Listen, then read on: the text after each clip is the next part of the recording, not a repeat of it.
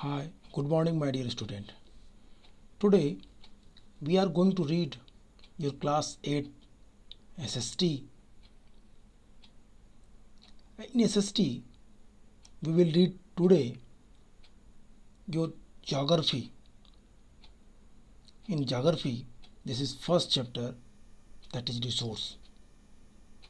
So, today we will read about resource. My dear student, this is very easy chapter because in this chapter we will see on the very genuine things which is widespread around with us. If we will minutely observe about them, then we can easily know about that the meaning of resource. And even if we are going to read about resource, the definition of resource, meaning of resource, types of resource, categories of resource, and what is the value of resource, all these things we will read. In this chapter, author want to inform you about that the resource in the very easy story. The story is beginning from a house where Mona and Raju both helping their mother to clean and wash their houses. During that process, Mona and Raju observing all things very curiously, like clothes, pot,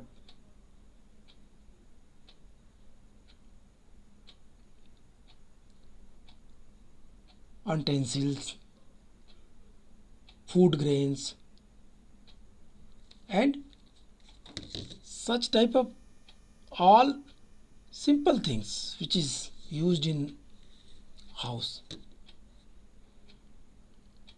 Having all things seen by Mona asked a question to her mother.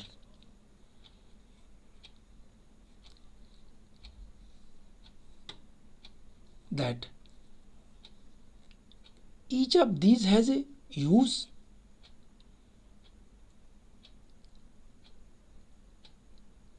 अपनी माँ से कहता है वो, क्या इसमें सब प्रत्येक चीज उपयोगी है? Her mother replied,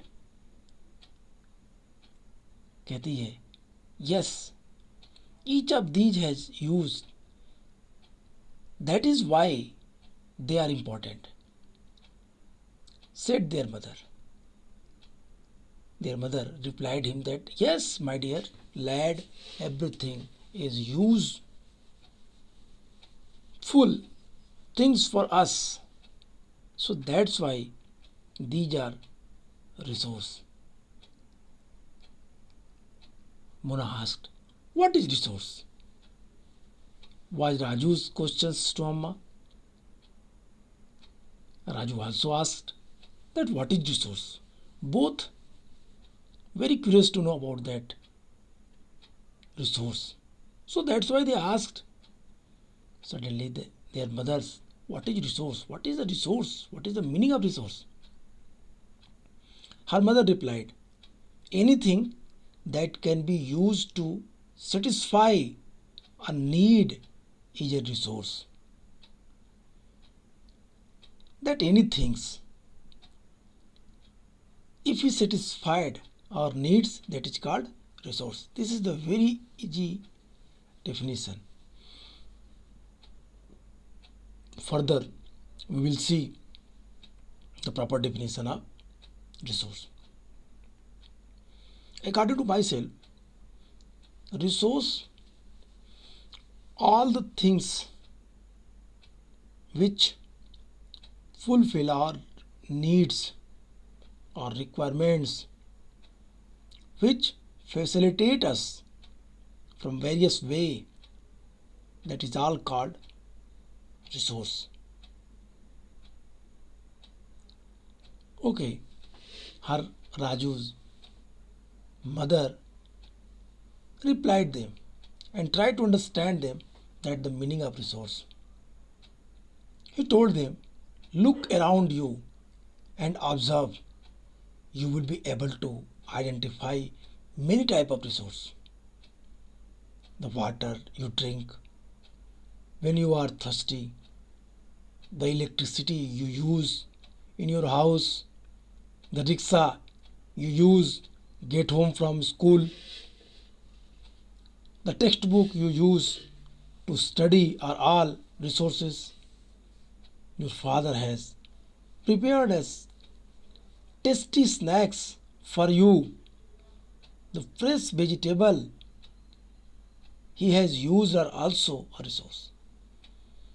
It means her mother clearly want to understand the meaning of resource. He told them that that what things which you used to fulfill your needs, your requirements, it is important for you. That is all. That is valuable for you. That is all resource. She gives various example like air, taking breath, like water of the lake and river for the use of irrigation and drinking facility for us, electricity you use in your house, your bicycle, your cycle, the garden, tree, minerals. There are so many types of. Her mother told them, you should observe, you should minutely observe around you. What you have seen, क्या आपने देखा. That is a very easy way to understand them. Her mother tried to teach them that you should think about the resource. Okay, that is the story. In this story we have seen that the one mother and their two lads, they were washing their house and they helped their mother.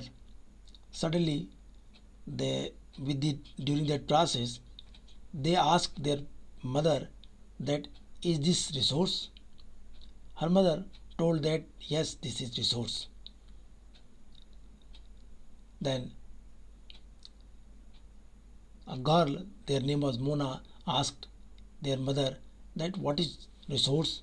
Her mother replied them, anything that can be used to satisfy a need to you will take it as a resource. Anything that can be used to satisfy a need is a resource. Her mother gave their answer. And he gave the various example like air, like water, like electricity, like rickshaw, and vegetables, fruits. These are all resources. Here, one question arises that all things which we used, जो चीज़ें हम use करते हैं, क्या वो सब resource हैं? जैसे वाटर, इलेक्ट्रिसिटी, जैसे पेड़ पौधे.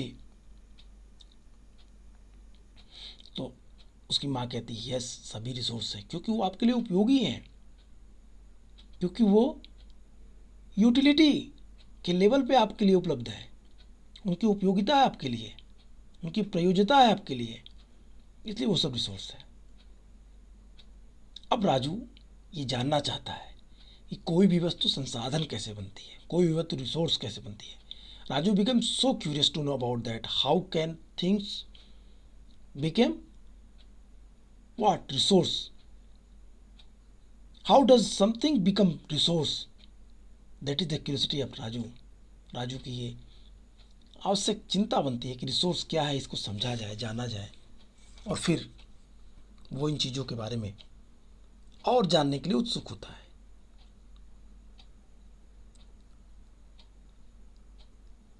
उसकी मदर ने उसको बताया कि बच्चों, वस्तुएं उस समय संसाधन बनती हैं। My dear boy, my dear lad, things are goods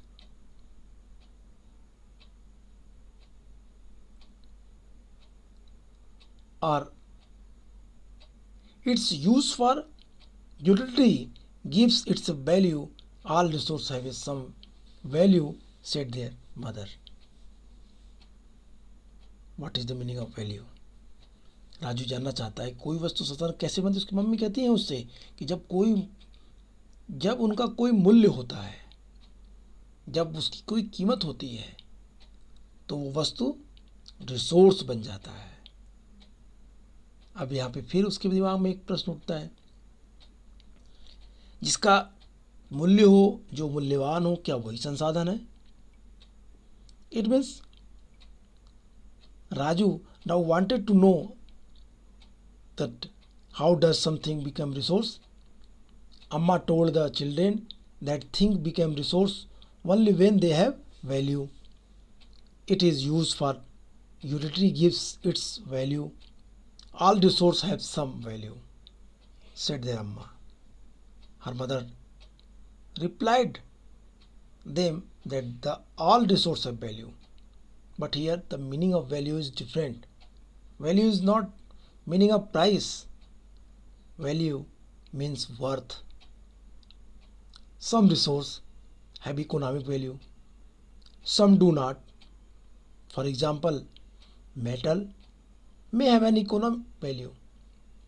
A beautiful landscape may not. But both are important and satisfy human needs. It means her mother clearly informed us, categorized us that there are two types of resource. First, he told them that the things which have value they called resource, and again he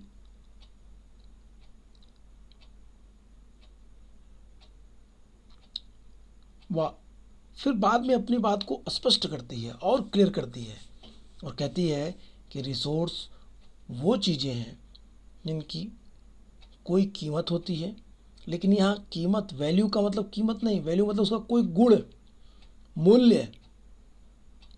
कहती है कि वस्तुओं के किसी के मूल्य होते हैं और किसी के मूल्य नहीं होते। जैसे कहती है कि मूल्य तो सभी के हैं, लेकिन जिस अर्थ में सामान्य अर्थ में मूल्य का लिया जाता है मीनिंग, वो मूल्य अलग अलग। जैसे वो कहती है कि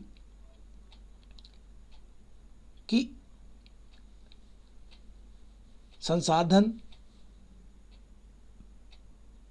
जब कोई वस्तु उसका कोई मूल्य होता है तो वो संसाधन कहलाती है, और संसाधन मूल्यवान होते हैं। तब क्वेश्चन उठता है कि क्या सभी संसाधनों के मूल्य होते हैं? मूल्य का अर्थ क्या होता है? What is the meaning of value? Her mother replied, value means worth. Some resource have economic value, कुछ रिसोर्स के आर्थिक महत्व है, and some resource may not, कुछ रिसोर्स के नहीं हैं। कहते जैसे धातुओं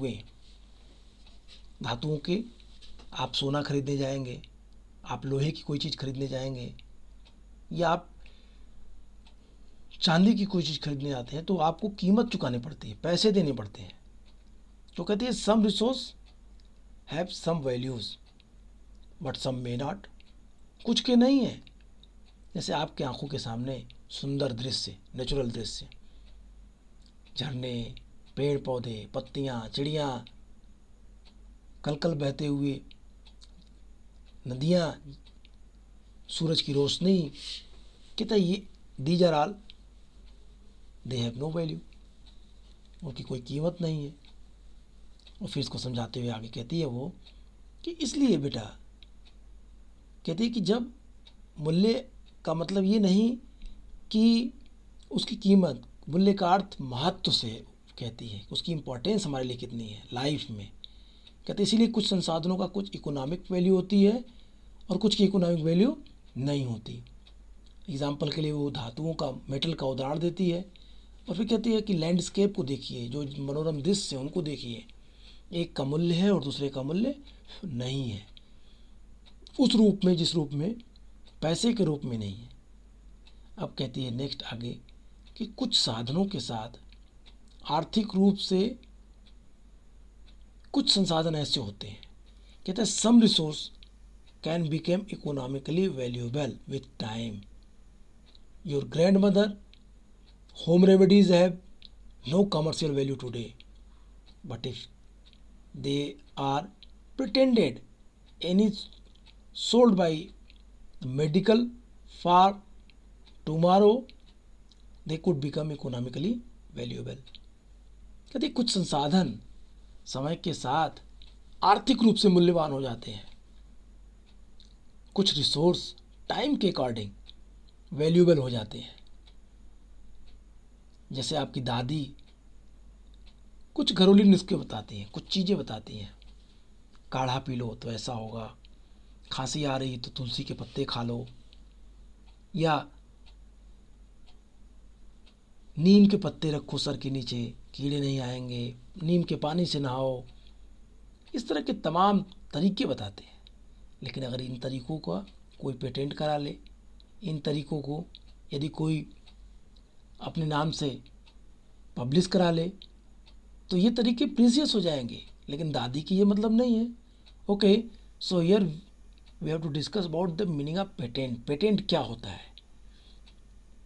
कहता है patent it means the exclusive right over any idea or invention.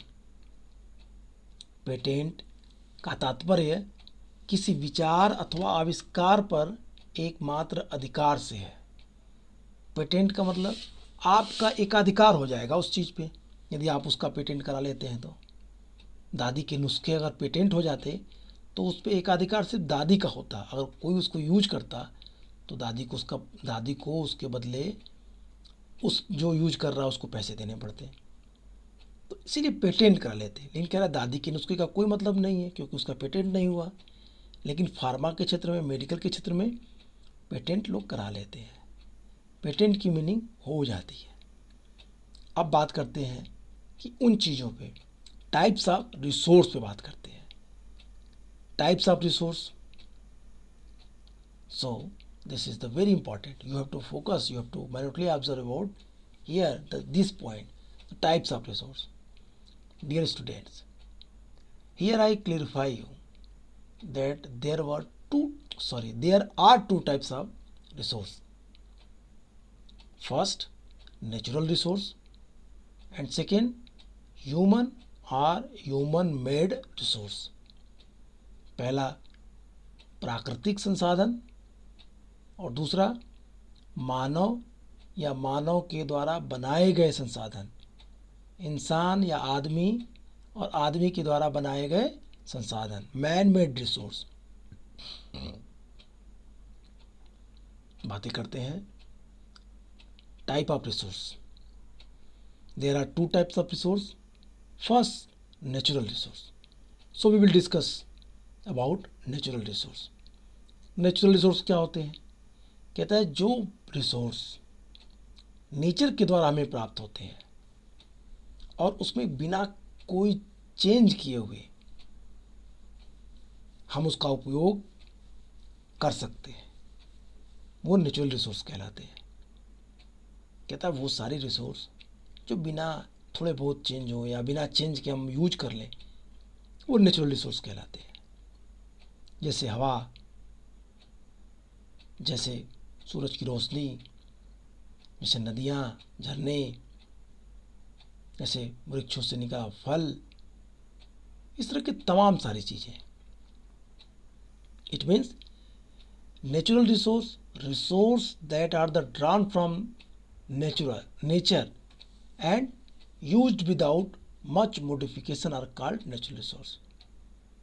Natural resource are the resource which is given by or which are given by nature as a gift.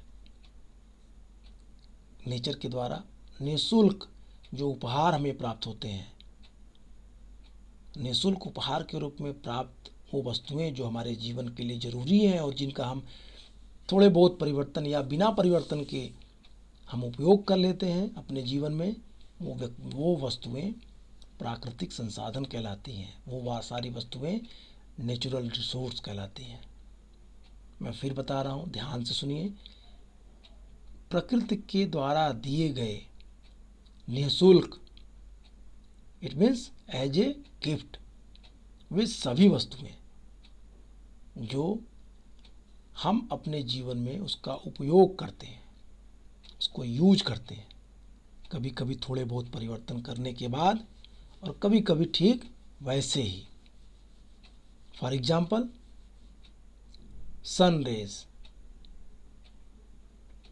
For example air. क्या करते हैं air से हम लोग? सांस लेते हैं। Air, taking breathe. Water, पानी, पानी का क्या काम करते हैं हम लोग? ऑब्वियसली पीने में, अपनी प्यास बुझाने में, अपने थ्रस्टी को दूर करने में। कहता है कि the natural resource, the air we breathe, the water in our river and lakes, the soils, minerals are all natural resources. Many of these resources are free gift of nature and can be used directly. In some case, tools and technology may be needed to use a natural resource in best possible way. कहता है कुछ परिस्थितियों में प्राकृतिक संसाधनों को अच्छी तरह उपयोग करने के लिए औजार, टूल्स की और कहता है टेक्नोलॉजी की ज़रूरत पड़ती है, आवश्यकता पड़ती है। Many of these resources are free gift of nature and can be used directly. In some cases, tools and technology may be needs to be used natural resource in the best possible way. जो nature से मिली हुई हमें free की चीज़ें हैं, मुफ्त की चीज़ें हैं, उन चीज़ों को हम उपयोग कर लेते हैं। लेकिन कभी कभी हम उन चीज़ों का प्रयोग करने के लिए हमें तकनीकी की ज़रूरत पड़ती है और हमें हथियारों की, टूल्स की ज़रूरत पड़ती है। कहता है natural resource are classified into different groups depending upon their level of development and use, origin, stock and distribution.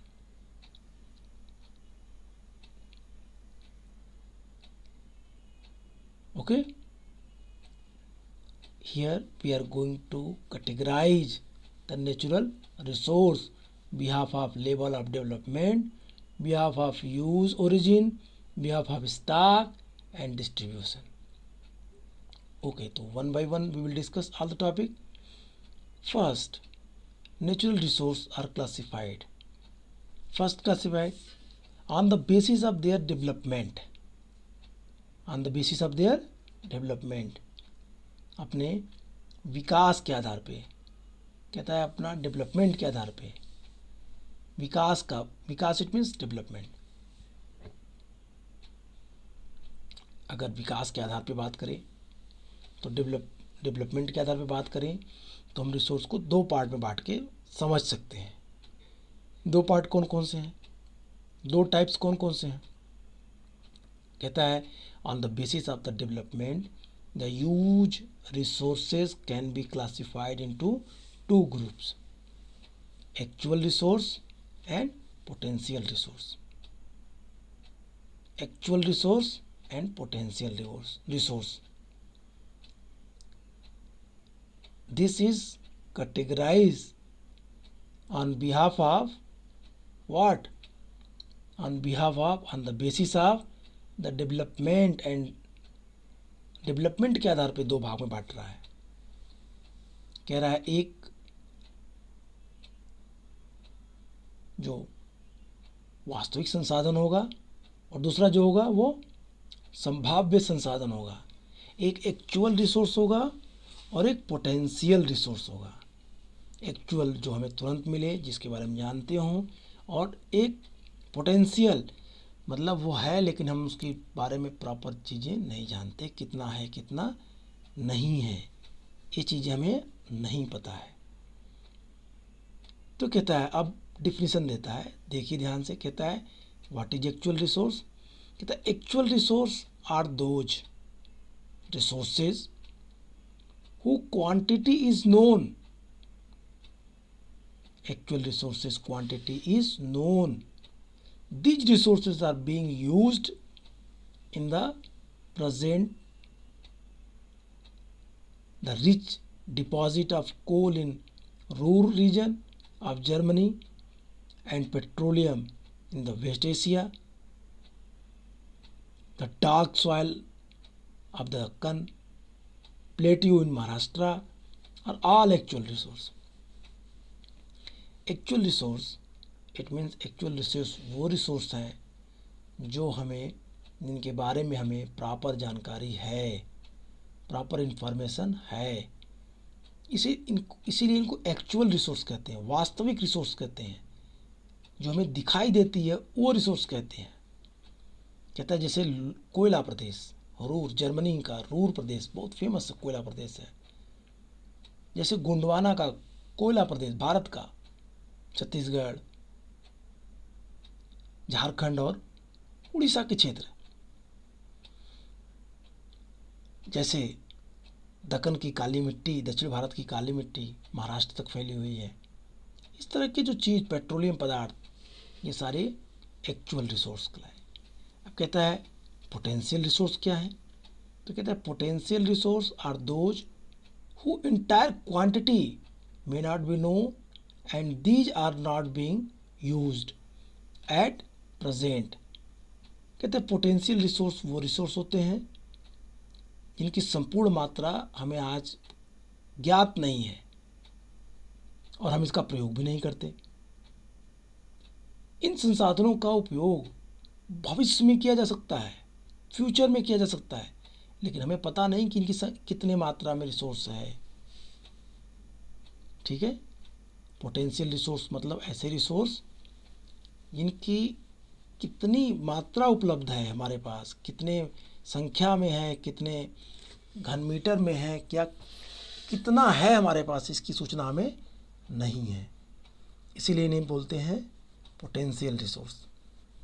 उदाहरण के लिए कहता है जैसे भारत में यूरेनियम है। कहता है लद्दाख में यूरेनियम की मात्रा मिली।